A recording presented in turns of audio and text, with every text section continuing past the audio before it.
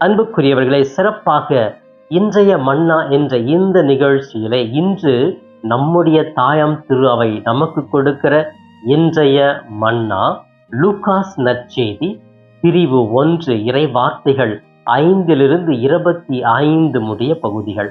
இந்த ஒரு பெரிய நற்செய்தி பகுதி எதை பற்றி பேசுகிறது என்றால், வானதூதர் சக்கரியாவை சந்திக்கிறார். திருமுழுக்கு யோவானுடைய பிறப்பு அறிவிப்பை இங்கே இந்த இடத்திலே பதிவிடுகிறது.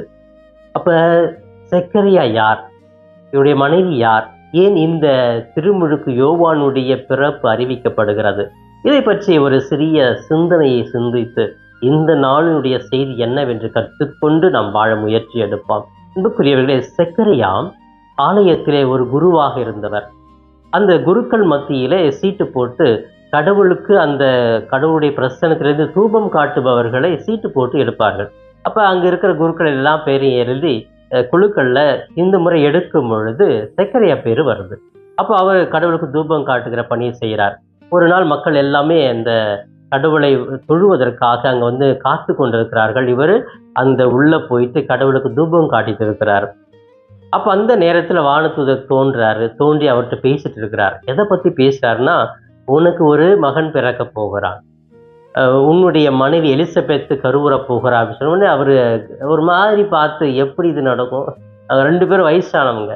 இந்த இளமையான வயசுல, இந்த முதுமையான வயசுல எப்படி எங்களுக்கு குழந்தை கிடைக்கும்?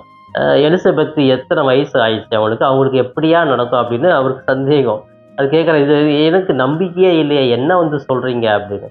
சரி, நீங்க நம்பல அப்படின்னு சொன்னா அந்த குழந்தை பிறக்கிற வரைக்கும் நீங்க பேசாமலே இருப்பீங்க அப்படின்னு சொல்லிட்டு அந்த வானத்தை மறைஞ்சிடுறாரு. அப்ப அங்க மக்கள்லாம் காத்துக்கிட்டு இருக்க, என்னாச்சு உள்ள தூபம் காட்ட போனவர் இன்னும் காணாமே அப்படின்னு காத்து கொண்டே இருக்கிறாங்க. ரொம்ப நேரம் கழிச்சு வெளியே வந்து அவரால் பேச முடியல. ஏங்க லேட்டு அப்படின்னா அவரால் பேச முடியல, சைக்கிளை காமிக்கிறார். அப்ப அங்கிருந்து மக்கள்லாம் யோசிக்கிறாங்க, அப்ப உள்ள ஏதோ ஒரு காட்சி நடந்திருக்கிறது, கடவுள் காட்சி கொடுத்து இருக்கிறாரு அப்படின்னு சொல்லிட்டு புரிந்துட்டு போயிடுறாங்க. அப்ப ஏறக்குறைய அவருடைய பணியை முடிச்சு வீட்டுக்கு வராரு. 5 மாதங்கள் கழிச்சு வராரு. அப்ப எலிசபெத் அம்மாள் 5 மாத கர்ப்பிணியாக இருக்கிறார்கள்.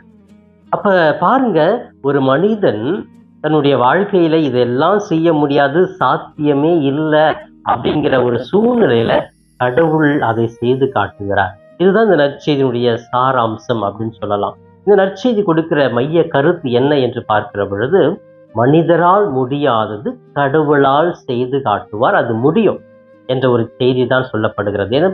ஏன்னா மனுஷனா முடியாது, இந்த வயசுல அது கற்பம் கொண்டு வர்றதுக்கு வாய்ப்பே இல்லை.